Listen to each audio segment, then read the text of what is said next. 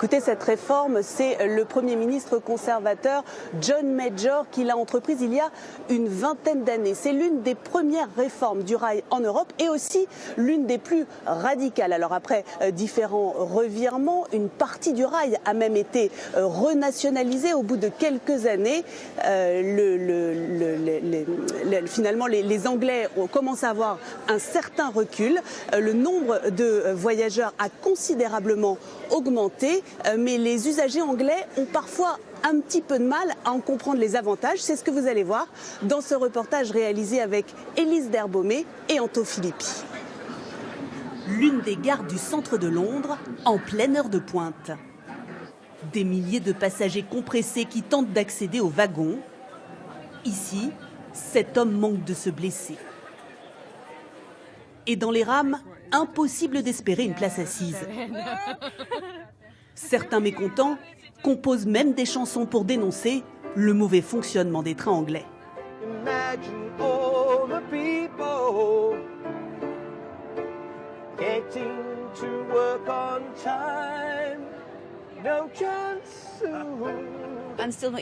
On n'a même pas un siège pour s'asseoir, c'est n'importe quoi. Mais on ne peut rien y faire.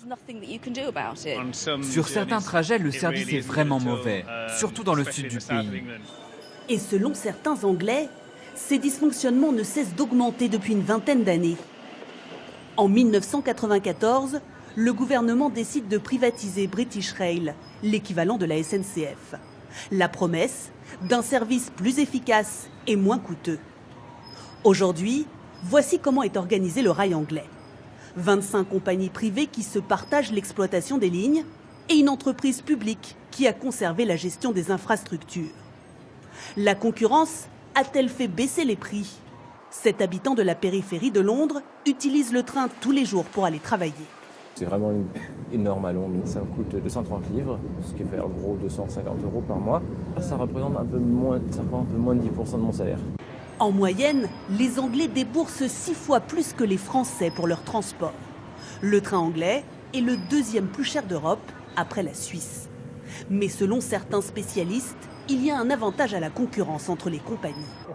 Par exemple, pour un trajet de 200 km, si j'accepte de partir à 5 h du matin, je peux m'en sortir pour 10 €, ce qui est vraiment une bonne affaire. Si je préfère partir à une heure plus raisonnable, eh bien je paierai 100 €, c'est mon choix. Plus de 20 ans après la privatisation, le nombre de voyageurs dans les trains a plus que doublé. 760 millions dans les années 90, 1,7 milliard aujourd'hui. Principale raison, l'urbanisation des banlieues. Mais en Angleterre, le mécontentement grandit. 6 Anglais sur 10 souhaitent que l'État reprenne le contrôle des chemins de fer. Je pense qu'il faudrait renationaliser les trains et que les profits reviennent aux contribuables et pas aux compagnies privées.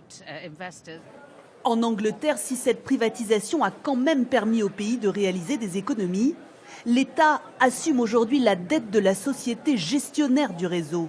46 milliards d'euros, presque autant que celle de la SNCF.